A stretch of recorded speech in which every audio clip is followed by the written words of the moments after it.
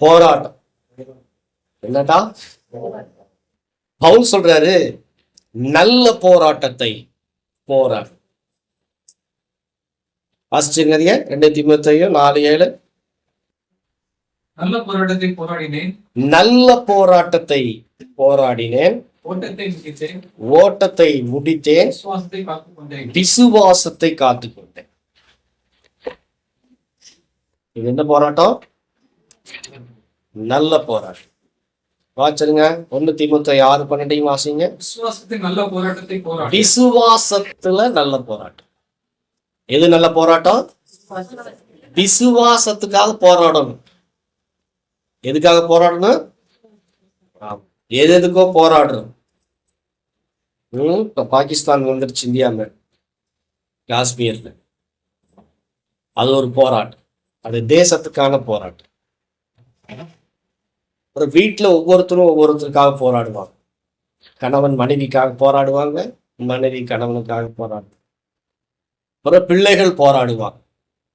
பேனா வேணும், பென்சில் வேணும்னு என்ன பண்ணுவாங்க? போராடுவாங்க. இப்படி சின்ன சின்ன போராட்டத்துல இருந்து ஆரம்பிச்சு பெரிய போராட்டம் வரைக்கும் நம்முடைய வாழ்நாள்ல நம்ம சந்திச்சுட்டு வரோம். ஆனா பரிசுத்த வேதம் சொல்லுது, உங்களுக்கு ஒரே ஒரு போராட்டம் தான் இருக்கு. அந்த போராட்டத்தை குறித்து அது நல்ல போராட்டம்னு சொல்லு. அந்த நல்ல போராட்டம் என்னன்னா, விசுவாசத்துக்காக போராடு. எதுக்காக போராடணும்? ஆமா, பவுல் புத்திமதி சொல்றாரு பாரு, உனக்கு ஒரு போராட்டம் இருக்குது இந்த உலகத்துல. அது நல்ல போராட்டம். அந்த நல்ல போராட்டங்கிறது தேவன் உனக்கு கொடுத்த விசுவாசத்துக்காக போராடும். போன வாரத்துல விசுவாசத்து குறித்து என்ன பண்ணோம்? தியானிச்சோம். விசுவாசங்கிறது எப்படிப்பட்டது? விசுவாசங்கிறது சொத்து. என்னது? சொத்து. கொலைசெய்யர் 1:12 சொல்லுது பாருங்க. வாசிங்க கொலைசெய்யர் 1:12. ஒளியில் உள்ள பரிசுத்தவான்களுடைய சுதந்திரத்தில் பங்கடைவதற்கு நம்மை தகுதியுள்ளவராக்கின பிதாவை ஸ்தோத்திரிக்க வேண்டும். பரிசுத்தவான்கள், ஒளியில் இருக்கிற பரிசுத்தவான்கள், அவங்க கிட்ட சுதந்திரம் இருக்குதா? வசனம் சொல்லுது ஆங்கில வேதாமத்துல, குளோரியஸ் இன்ஹெரிடன்ஸ், அதாவது மகிமையான ஒரு சுதந்திரம். மகிமையான சுதந்திரம். பரிசுத்தவான்கள் எல்லாத்துக்கிட்டையும் போய் கேட்டீங்கன்னா, ஆபிரகாமை பார்த்து கேட்டீங்கன்னா, பூமி தாங்கக்கூடியாத அளவுக்கு உங்களுக்கு சொத்து இருந்துச்சு, அதுதான் உங்களுடைய சொத்தா அப்படின்னு கேட்டீங்கன்னா, அது சொத்து தான். ஆனா அதை விட நல்ல சொத்து என்னன்னா, எங்கிட்ட இருக்கிற விசுவாசம். எங்கிட்ட இருக்கிற விசுவாசம். எபிரேயர் 11:2 சொல்லுது பாருங்க, விசுவாசத்தினாலே நம்முடைய முன்னோர்கள் நற்சாட்சி பெற்றார்கள். அப்போ பரிசுத்தவான்களிடத்தில் இருக்கிற நல்ல சொத்து, மிகப்பெரிய சொத்து என்னன்னா, தேவன் அவர்களுக்கு கொடுத்த விசுவாசம். என்ன சுவாசம்?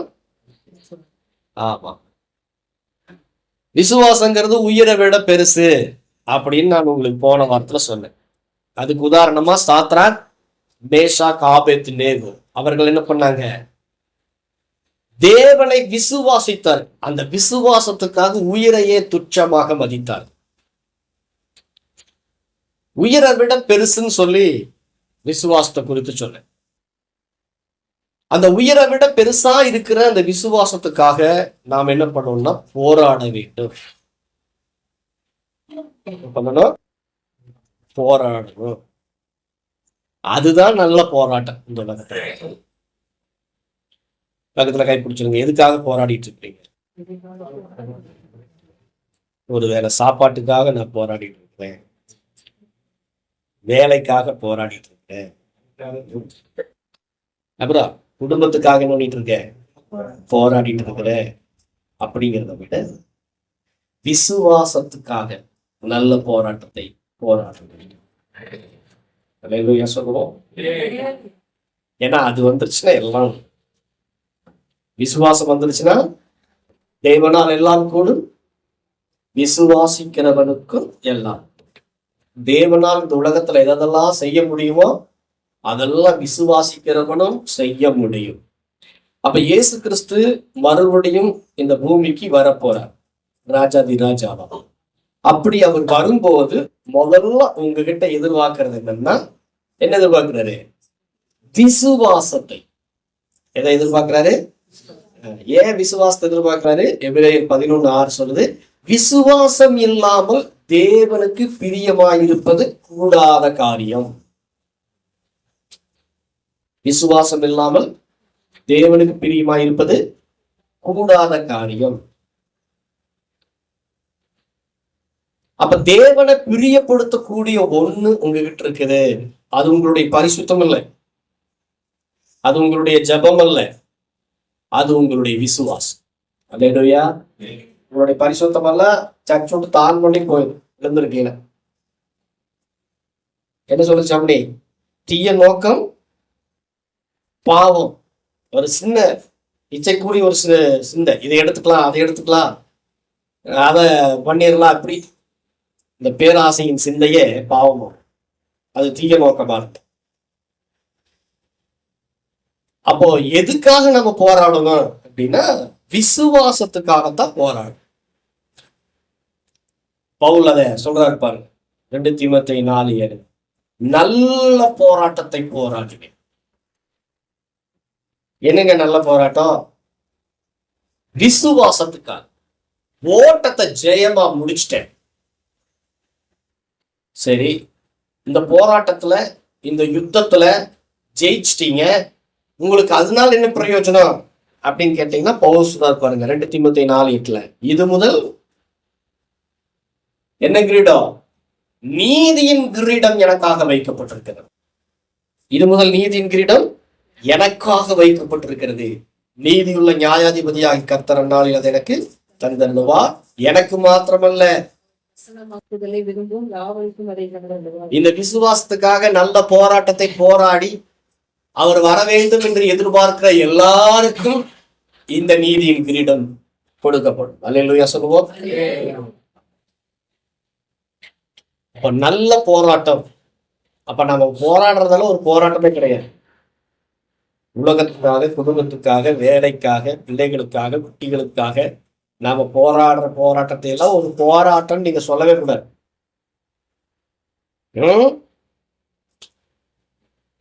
இனி எனக்கு என்ன இருக்குது? எனக்கு வயசாகி போயிடுச்சு. என்ன ஆகி போயிடுச்சு? ஆமா, வயசாகி போயிடுச்சு. இனி நாம என்னத்தை பார்க்க போறோம்? நீங்க போய் என்ன பண்ணுங்க? போராடுங்க. என் வாழ்க்கை இதோட சொல்லுங்க பக்கத்து முடிச்சு. அதுக்கப்புறம் தான் உங்களுக்கு விசுவாச போராட்டம் இருக்குது. அல்லேலூயா. வயசாகி போச்சுன்னு உட்கார்ந்துடக்கூடாது. 80 வயசான ஒரு அம்மா இருக்காங்க பாருங்க வேதத்துல, லூக்கா 2ஆம் அதிகாரத்தை வாசிங்க. இதுக்கு மேலதான் நீங்க ரொம்ப கவனமா இருக்கும். எங்க காலம் முடிஞ்சு போச்சு. என்ன உங்க காலம் முடிஞ்சு போச்சு? உங்க காலம் இனிதான் ஆரம்பிச்சு. லூக்கா 2ஆம் அதிகாரம் 37ஆவது வசனம் பாருங்க. 36ஆவது வசனத்துல இருந்து வாசிங்க. ஆசேருடைய கோத்திரத்தாலும் பானுவேலின் குமாரத்தியுமாகிய அன்னாள் என்னும் ஒரு தீர்க்கதரிசி இருந்தால், அவள் கன்னி பிரயாயத்தில் விவாகமான முதல் 7 வருஷம் புருஷனுடைய வாழ்ந்தவளும் அதிக வயது சென்றவளுமாயிருந்தாள். எத்தனை வயசா? ஏறக்குறைய 84 வயதுள்ள அந்த விதவை என்ன பண்ணாலா? இந்த அண்ணால் என்ன செஞ்சாங்களா? தேவாலயத்தை விட்டு நீங்காமல் இரவும் பகலும் உபவாசித்து ஜெபம் பண்ணி ஆராதனை செய்து கொண்டிருந்தார். ஏன்னா ஓட்டத்தை ஜெயமா முடிக்கணும். இந்த அம்மா 84 வயசு ஆயிடுச்சுன்னு சொல்லிட்டு வீட்டுல என்ன பண்ணல, உட்கார்ந்துக்கல. என்ன பண்ணுச்சு இந்த அம்மா? தேவாலயத்துல உட்கார்ந்துட்டு இருந்துச்சு. எங்க உட்காரணும்?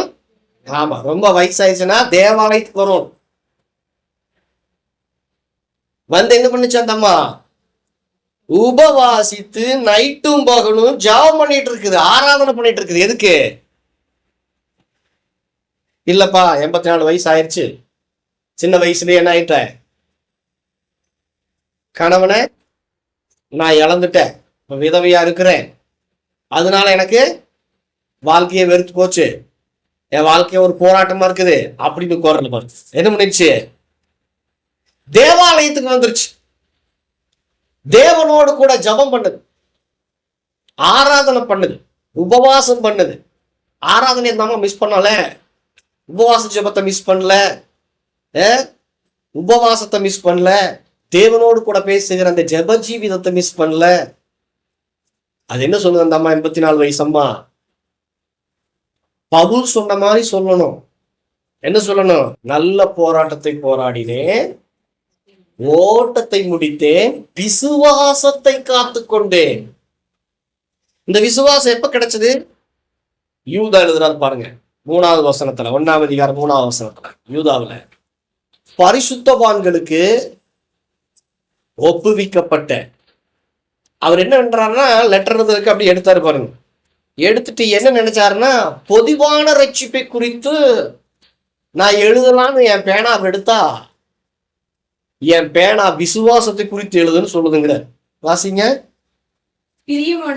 பிரியமானவர்களே, பொதுவான ரட்சிப்பை குறித்து உங்களுக்கு எழுதும்படி நான் மிகவும் கருத்துள்ளவனாய் இருக்கையில் பரிசுத்தவான்களுக்கு ஒரு விசை ஒப்பு கொடுக்கப்பட்ட விசுவாசத்திற்காக நீங்கள் தைரியமாய் போராட வேண்டும் என்று எழுதி உணர்த்துவது நல்லது என்று கண்டேன். அவசியம் சொல்றார். எது அவசியம்? ரட்சிப்பை குறித்து தான் எழுதணும்னு நினைச்சேன், ஆனா உங்களுக்கு ஒரு விஷயம் ஒப்பு கொடுக்கப்பட்ட விசுவாசத்துக்காக நீங்க என்ன பண்ணணும்? போராடணும். எப்படி போராடணுமா? தைரியமாய் போராட வேண்டும் அப்படிங்கிற அந்த வார்த்தைய ஆங்கில வேதாந்தத்துல வச்சா என்ன சொல்லப்பட்டிருக்குதுன்னா, ரொம்ப உற்சாகமா, எது ஆக்டிவா, சுறுசுறுப்பா, இந்த அண்ணாள் மாதிரி, புதிய ஏற்பாட்டில் சொல்லப்பட்ட அண்ணாள் மாதிரி உற்சாகமா, ஆர்வமா, தைரியமா அதுக்காக போராடணும். அல்லேலூயா. இந்த விசுவாசத்தை காப்பாத்திக்கணும்.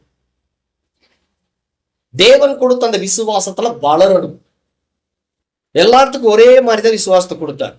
அந்த விசுவாசம் எப்படிப்பட்ட விசுவாசம்? அருமையான விசுவாசம், நல்ல விசுவாசம், மகா பரிசுத்தமான விசுவாசம். இந்த விசுவாசத்தை நீங்க பெற்றிருக்கிறீங்க. இந்த விசுவாசத்தை நான் காத்துக்கணும். முடிவுரிந்த நிலை நிற்பவனே. ரட்சிப்பு குறித்து அவர் எழுது வர்றார். இந்த ரட்சிப்பு எதனால் காக்கப்படும்னா, நீங்கள் பெற்றுக்கொண்ட விசுவாசத்தினால் தான் காக்கப்படும். ரட்சிப்பை காப்பாத்திக்கணும் பிரதர், ரட்சிப்பு காப்பாத்திக்கணும் சிஸ்டர் அப்படின்னு சொல்றாங்க இல்லையா? இந்த ரட்சிப்பை நீங்கள் எப்படி காப்பாற்றிக் கொள்ள முடியும் அப்படின்னா, நீங்கள் பெற்றுக்கொண்ட விசுவாசத்தினால் தான் காப்பாற்றிக் கொள்ள முடியும். அதனால்தான் நம் முன்னோர்கள் நற்சாட்சி பெற்றார்கள். அந்த விசுவாசத்துக்காகத்தான் போராடணும்னு சொல்றார். ரட்சிப்புக்காக போராடணும் அப்படின்னு சொல்லல, நீங்கள் பெற்றுக்கொண்ட விசுவாசத்துக்காக போராடுங்க. விசுவாசத்தினால் ரட்சிக்கப்பட்ட நீதிமான் பிழைப்பான். அல்லேலூயா. அப்ப விசுவாசம் ரொம்ப முக்கியம். விசுவாசம் ரொம்ப முக்கியம். இந்த விசுவாசத்தை எப்படி காப்பாத்திக்கிறது? இந்த விசுவாசத்தை எப்படி வளர்த்துக்கிறது? இந்த விசுவாசத்தினால நான் பெரிய பெரிய காரியங்களை எப்படி செய்யறது? ஏசுவ போல இந்த உலகத்தை நான் மாத்தோம்னு நினைக்கிறேன் அப்படின்னா, இந்த குடும்பத்தை மாத்தோம்னு நினைக்கிறேன், என் பிள்ளைகளை மாத்தோம்னு நினைக்கிறேன், சபையை மாத்தோம்னு நினைக்கிறேன், இந்த உலகத்தை மாத்தோம், இந்தியாவை மாத்தோம்னு நினைக்கிறேன். நீங்க முதலாவது நீங்கள் பெற்றுக்கொண்ட விசுவாசத்துக்காக நீங்க என்ன செய்யணும்? போராடணும். விசுவாசம் எப்படி வரும்? வீட்டை உட்கார்ந்து இருந்தா விசுவாசம் வராது. சொல்லுங்க. தேவ சமூகத்துக்கு வரணும். எங்க வரணும்? தேவ சமூகத்துக்கு வரணும். ஏசு சொல்றாரு, இயேசுவின் பாதத்துக்கு வரணும். லூக்கா 8ஆம் அதிகாரம் 18ஆவது வசனத்துல இயேசு சொல்றாரு பாருங்க, விசுவாசம் எப்படி உள்ள போய் வேலை செய்யுங்கிறது. எப்படியா? வாசிங்க. லூக்கா 8:18. ஆதலால் இங்க கவனிங்க, நீங்கள் கேட்கிற விதத்தை குறித்து கவனியுங்கள். உள்ளவன் எவனோ அவனுக்கு கொடுக்கப்படும். இல்லாதவன் எவனோ அவன் தனக்கு உண்டென்று நினைக்கிறதும் அவனிடத்திலிருந்து எடுத்துக் கொள்ளப்படும். உள்ளவன் எவனோ, சொல்லுங்க, உள்ளவன் எவனோ அவனுக்கு கொடுக்கப்படும். இல்லாதவன் எவனோ அவனிடத்தில் உள்ளதும் எடுத்துக்கொள்ளப்படும். எதை சொல்றாரு தெரியுமா? எதை சொல்றாரு இயேசு? அல்லேலூயா. நீங்கள் கேட்கிற விதத்தை குறித்து கவனிங்கள். இன்னொரு வழிவகுப்புல என்ன சொல்லப்பட்டிருக்குன்னா, நீங்க வசனத்தை கேட்கறத பத்தி அங்க பேசுறாரு. வசனத்தை நீங்க காது கொடுத்து கேட்கும் போது உங்கள் இருதயம் திறக்கப்பட்டிருக்க வேண்டும். திறந்த இருதயத்தோடு கேட்கணும். இருதயத்தை மூடக்கூடாது. நீங்க திறந்த இருதயம் உள்ளவர்களா, வாஞ்சையா, ஆவலா, ஓப்பன் ஹார்ட் சர்ஜரின்னு சொல்றாங்க. என்ன ஹார்ட் சர்ஜரி? இந்த திறந்த இருதயத்தோடு கேட்காதனாலதான் நிறைய பேருக்கு என்ன பண்றாங்க, ஓப்பன் ஹார்ட் நடக்குது, பைபாஸ் நடக்குது. இதை நான் சொல்ல, ஏசாயா தீர்க்கதரிசி என்ன சொல்றாரா? பவுல் சொல்றாரு பாருங்க, அப்போஸ்தலர் கடைசி அதிகாரத்துல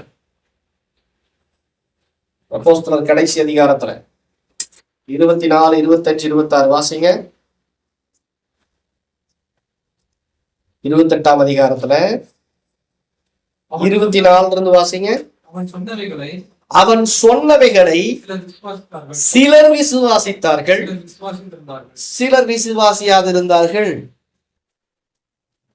இப்படி அவர்கள் ஒருவரோடொருவர் ஒவ்வாமல் இருந்து புறப்பட்டு போகையில் பவுல் அவர்களுக்கு சொன்ன வாக்கியமாவது, நீங்கள் காதார கேட்டும் உணராதிருப்பீர்கள், கண்ணார கண்டும் பாராதிருப்பீர்கள். இவர்கள் கண்களினால் காணாமலும் காதுகளினால் கேளாமலும் இருதயத்தினால் உணர்ந்து குணப்படாமலும் நான் இவர்களை ஆரோக்கியமாக்காமலும் இருக்கும்படிக்கு இந்த ஜனத்தின் இருதயம் கொழுத்திருக்கிறது. காதுகளினால் மந்தமாய் கேட்டு தங்கள் கண்களை மூடிக்கொண்டார்கள் என்று இந்த ஜனத்திடத்தில் போய் சொல்லு என்பதை பரிசுத்த ஆவி ஏசாயா தீர்க்கதரிசியை கொண்டு நம்முடைய பிதாக்களுடனே நன்றாய் சொல்லியிருக்கிறார். அப்ப இருதயம் கொழுத்து போச்சுன்னு சொன்னா காது அடைச்சு போய், இருதயம் கொழுத்து போச்சுன்னு சொன்னா அப்ப இருதயத்துல ஹார்ட் சர்ஜரி எப்படி செய்யறது? கொழுத்து போன அந்த இருதயத்தை எப்படி ஓபன் பண்ணி அதை சரி பண்றது அப்படின்னா, எப்படி சரி பண்றது? ஏசு சொல்றார், நீங்கள் கேட்கிற விதத்தை குறித்து கவனியுங்கள். பே அட்டென்ஷனா, பே கேர்ஃபுல் அட்டென்ஷன். ஜாக்கிரதையா தேவனுடைய வார்த்தையை கேட்கும். ஏனாதானு கேட்கக்கூடாது, என்ன சொல்றாருன்னு ஈகரா கேட்கணும். ஜாக்கிரதையா கேட்கும் போது இந்த காதை கேட்கறீங்க இல்லையா, இது மந்தமா வச்சக்கூடாது. இந்த காது வழியா தேவனுடைய வார்த்தை என்ன பண்ணும், இருதயத்துல போய் திறந்திருக்கணும். இருதயம் என்ன பண்ணிருக்கணும், திறந்திருக்கணும்.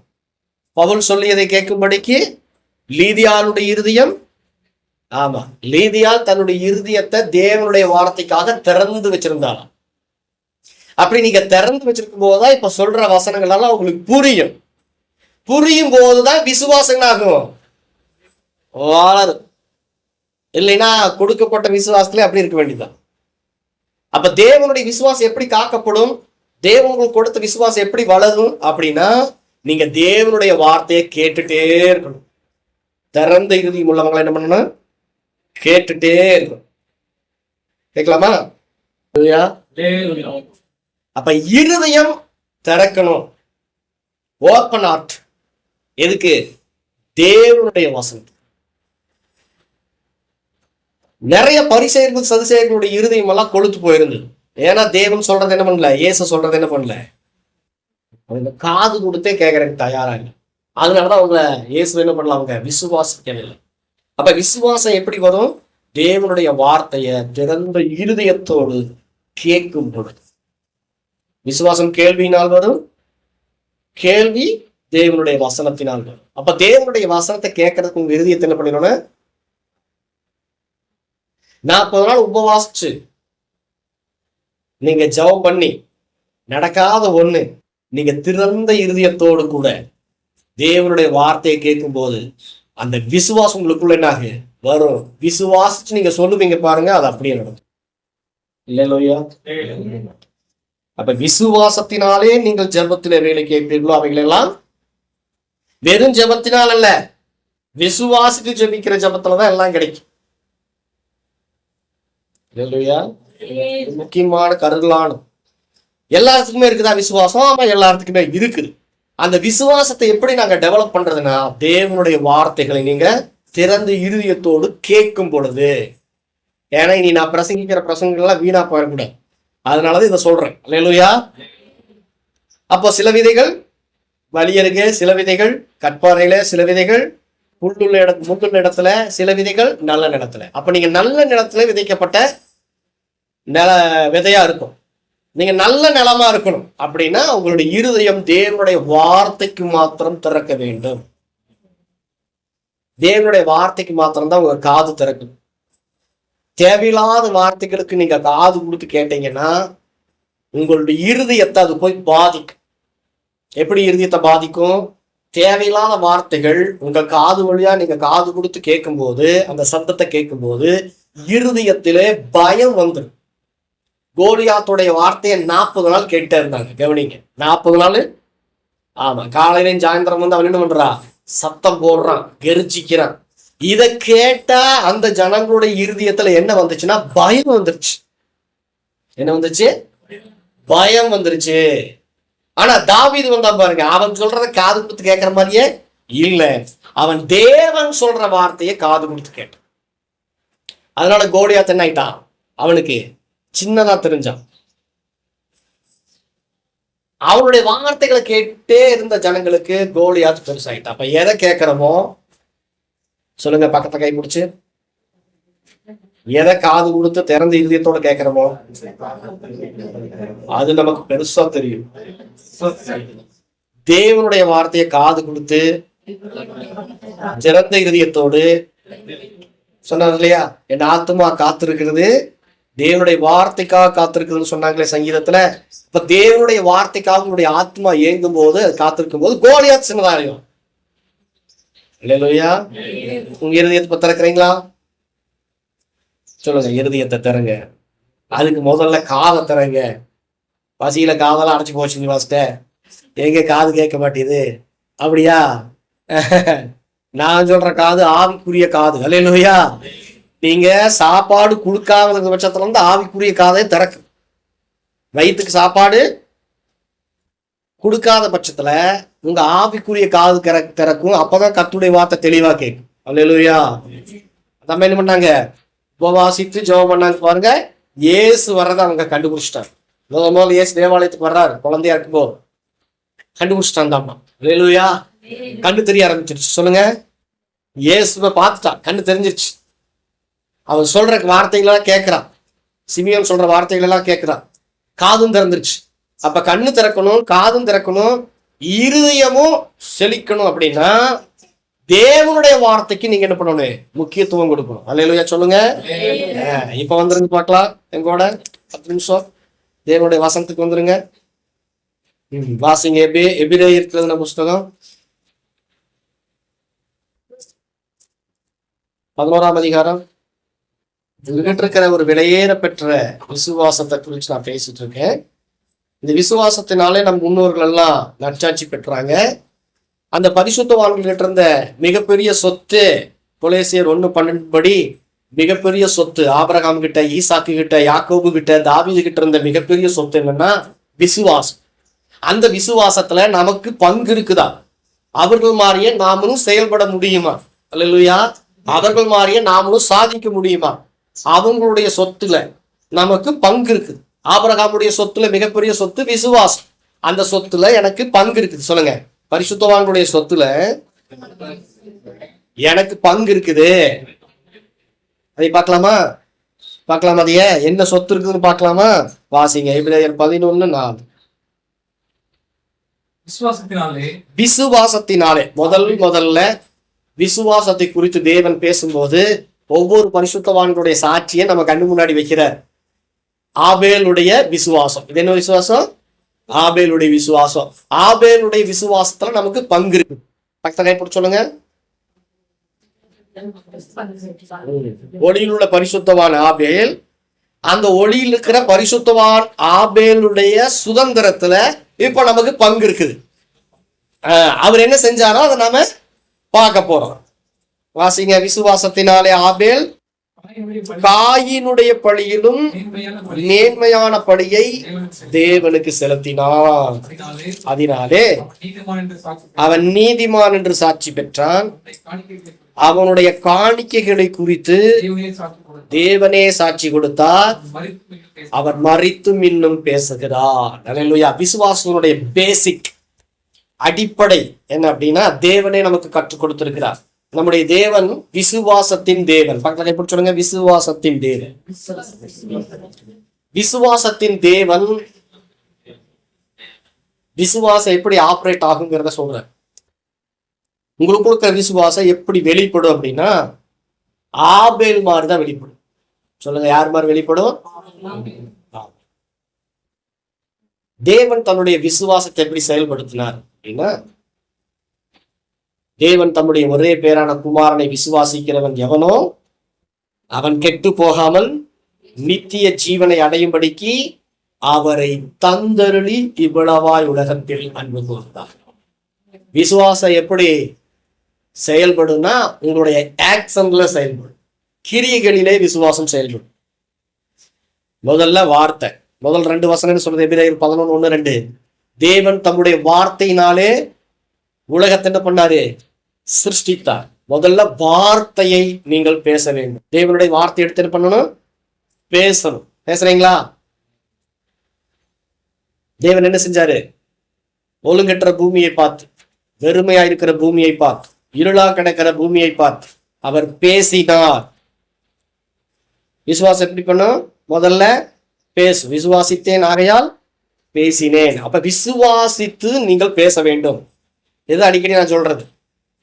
ஆண்டவர் ஒரு உலகத்தை உருவாக்கணும்னு நினைச்சார். பக்கத்துல கைப்பிடிச்சு சொல்லுங்க. ஆண்டவர் தான் விரும்பும் ஒரு உலகத்தை அவர் ஃப்ரேம் பண்ண நினைத்தார். அதற்கு அவர் பயன்படுத்தின மூலப்பொருள் என்னன்னா விசுவாசம். நம்ம கிட்ட இருக்கிற மூலப்பொருள் என்னன்னா விசுவாசம். பணம் இல்லை. முதல்ல என்ன இல்லை? பணம் கிடையாது. முதல்ல விசுவாசம். எப்படிங்க? விசுவாசித்து முதல்ல பேசணும். தேவனை போலதான் நம்ம என்ன பண்ணணும்? செயல்படும். ஏன்னா நமக்கு தேவனுடைய விசுவாசம் கொடுக்கப்பட்டிருக்குது. இயேசு சொல்றாரு மார்க் 11:22, தேவனுடைய விசுவாசத்தை உடையவர்களா இருங்கள். தேவனுடைய விசுவாசம் எப்படிப்பட்டது? தேவன் தம்முடைய வார்த்தையை அனுப்பி இந்த உலகத்தை சிருஷ்டித்தார். கவனிங்க கவனிங்க. உங்களுக்கு ஒரு விசுவாசம் இருக்குது இல்லையா? அந்த விசுவாசம் விலையேறப்பட்டது, மகா பரிசுத்தமானது சொன்ன இல்லையா? அந்த விசுவாசம் தேவனுடைய விசுவாசம். தேவன் எப்படி செயல்பட்டாரோ அப்படியே நீங்களும் செயல்பட முடியும். உங்களுக்கான உலகத்தை நீங்கள் உருவாக்கி கொள்ள முடியும். பக்கத்தை கைப்பிடி சொல்லுங்க. உங்களுக்கான உலகத்தை நீங்க உருவாக்க முடியும். எப்படின்னா, தேவனுடைய வார்த்தை எடுத்து பேசுவது. நல்ல ஆசீர்வாதம் உள்ள ஒரு வாழ்க்கை வாழணும். அநேகருக்கு ஆசீர்வாதமா இருக்கணும். ஆபிரகாம் மாதிரி அப்படின்னு நினைக்கிறவங்க என்ன செய்யணும்னா, ஆபிரகாமுக்கு உண்டான அந்த சுதந்திரத்துல நம்ம பங்கடையணும்னு என்ன செய்யணும்னா, அதுக்கேற்ற வசனங்களை எடுத்து நீங்க பேசும்போது அந்த உலகத்தை நீங்க உருவாக்குறீங்க. ஆபிரகாம் எஜமானா, நானும் எஜமான். நான் ஒரு 10-20 பேர்த்துக்கு வேலை கொடுக்கணும் அப்படின்னா ஆபிரகாமை போல என்ன செய்யணும்? எடுத்து உங்க உலகத்தை உருவாக்கணும். ஆபிரகாம் கிட்ட இருந்த சொத்து என்ன? விசுவாசம். ஆபிரகாம் கிட்ட இருந்த சொத்து என்ன? தேவனுடைய வார்த்தை. அப்ப விசுவாசித்து தேவனுடைய வார்த்தை எடுத்து உங்க வாழ்க்கையை நீங்க கட்டி எழுப்புங்கள். உங்க பிள்ளைகளை கட்டி எழுப்புங்க. தேவனுடைய வார்த்தையை சொல்லி அவங்களை கட்டி எழுப்புங்க. தேவனுடைய வார்த்தைகளை சொல்லி முதல்ல ஸ்பிரிச்சுவல் வேர்ல்டுல உருவாக்குங்க. என காணப்படுகிற இந்த உலகத்தை காணப்படாத தேவனுடைய வார்த்தையிலிருந்து தான், விசுவாசத்திலிருந்து தான் தேவன் படைத்தார். அல்லேலூயா. அப்ப தேவனுடைய வார்த்தை எடுத்து என்ன செய்யணும்? முதல்ல பேசணும். ரெண்டாவது கவனிங்க, பேசுனா ஸ்பிரிச்சுவல் வேர்ல்டுல உண்டாகும். அடுத்தது ஆக்ஷன்ல இறங்கும் போது அது நம்ம கண்ணு முன்னாடி நிற்கும். சொல்லுங்க, ஆக்ஷன்ல இறங்கணும். சொல்லுங்க, எப்படி ஆக்ஷன்ல இறங்கினாரு? ஆபேல் இறங்கினாரு பாருங்க. ஆபேல் என்ன செஞ்சாரா? முதல்ல தேவனுடைய வார்த்தை உண்டாக்குச்சு. இரண்டாவது, விசுவாசத்தினாலே ஆபேல் காயினுடைய பலியிலும் மேன்மையான பலியை தேவனுக்கு செலுத்தினார். First and best. உங்க விசுவாசம் எப்போ தேவனுடைய விசுவாசமா மாறு அப்படின்னா, தேவனுடைய விசுவாசம் எப்படிப்பட்டது? தேவன் தம்முடைய ஒரே பேரான நேசகுமாரனை, தன்னிடத்துல இருக்கிற ஃபர்ஸ்ட் அண்ட் பெஸ்ட, முதற் பேரானவரை, நல்ல குமாரனை, நேசகுமாரனை நம்ம கையில கொடுத்தார். பெற்றுக்கொள்ளுங்க. கொடுத்தாரா? கவனிங்க, தனக்குரிய ஃபர்ஸ்ட் அண்ட் பெஸ்ட தேவன் என்ன பண்ணாரு? இந்த உலகத்துக்கு கொடுத்தார். அதனாலதான் அவருடைய அன்பு என்ன பண்ணுச்சு? உலகம் முழுவது பாரபட்சம். விசுவாசித்து என்ன செஞ்சாரு? கிறிஸ்துவ நமக்கு கொடுத்தார். இத ஆபேல் என்ன பண்ணாரு? அப்படியே காப்பி அடிச்சார். அல்லேலூயா சொல்லுங்க. ஏன்னா கிறிஸ்துவை குறித்து முதல் வாக்கு தத்துவம் ஆதாம் ஏவாள் இடத்துல தேவன் சொல்லியிருந்தார். ஆதாமுக்கு தெரியும் இயேசு வெளிப்படுவார், தேவன் தம்முடைய குமாரனை கொடுப்பார், அவர் சர்ப்பத்தின் தலையை நசுக்குவார். இதெல்லாம் அதுக்குமே ஆபேலுக்கு சொல்லப்பட்டிருந்தது. அல்லேலூயா. அதை அவன் ஆபேல் என்ன பண்ணா? விசுவாசித்து, தேவனே ஃபர்ஸ்ட் அண்ட் பெஸ்ட எனக்கு கொடுக்கும் போது நான் தேவனுக்கு ஃபர்ஸ்ட் அண்ட் பெஸ்ட கொடுப்பேன் அப்படின்னு சொல்லி தன்னிடத்தில் இருக்கிற முதல் தரமான ஃபர்ஸ்ட் அண்ட் பெஸ்ட எடுத்து தேவனுக்கு கொடுக்க ஆரம்பிச்சான் பாருங்க. கர்த்தர் இதுவரைக்கும் ஆபேலை குறித்து பேசிக் கொண்டிருக்கிறார். விசுவாச வீரர்களுடைய பட்டியலின் முதல் பேரு ஆபேல். அல்லேலூயா. ஏன்னா அவன் தேவனை போலவே செயல்பட்டான். தேவன் எப்படி செயல்பட்டாரு? முதல் தரமானதை, பெஸ்டானதை கர்த்தர் நமக்கு கொடுத்தார். அதுதான் அவருடைய ஒரே பேரான குமாரனாய் கிறிஸ்து. அப்ப தன்னிடத்தில் இருக்கிற ஃபர்ஸ்ட் அண்ட் பெஸ்ட் கொடுத்தான் பாருங்க. கொடுத்த உடனே அவனுடைய விசுவாசம் செயல்பட ஆரம்பித்தது. அல்லேலூயா. அவன் நீதிமான் என்று சாட்சி பெற்றான். அவனுடைய காணிக்கைகளை குறித்து தேவனே சாட்சி கொடுத்தார். அவன் மரித்து இன்னும் நான் விசுவாசிக்கிறேன் விசுவாசிக்கிறேன் அப்படின்னு சொல்லிட்டு நாம அப்படியே வச்சுட்டு இருந்தோம்னா விசுவாசம் பெருகாது. விசுவாசங்கிற விதை மாதிரி, தேவனுடைய வார்த்தை விதை மாதிரி. அதை விதைக்கும் போது என்னாகும்? பெருகும். சொல்லுங்க, விதைக்கும் போதுதான். ஆமா, தேவனுடைய நல்ல வார்த்தைகள் எடுத்து நீங்க விதைக்கும் போது அது 100 மடங்கு பலனை கொடுத்து. விதைக்கிறது 2 விதத்துல விதைக்கலாம். ஒண்ணு, தேவனுடைய வார்த்தைகள் எடுத்து சொல்லி விதைக்கலாம். 2, ஈசாக்கு எப்படி விதைச்சாரு? கொடுத்து விதைக்கிறது. அல்லேலூயா சொல்லுங்க. ஆமா, தேவனுக்கு என்று நாம் கொடுத்து விதைக்கும் போது நமக்குள் இருக்கிற எல்லா கிருபைகளும் பெருக ஆரம்பிச்சு.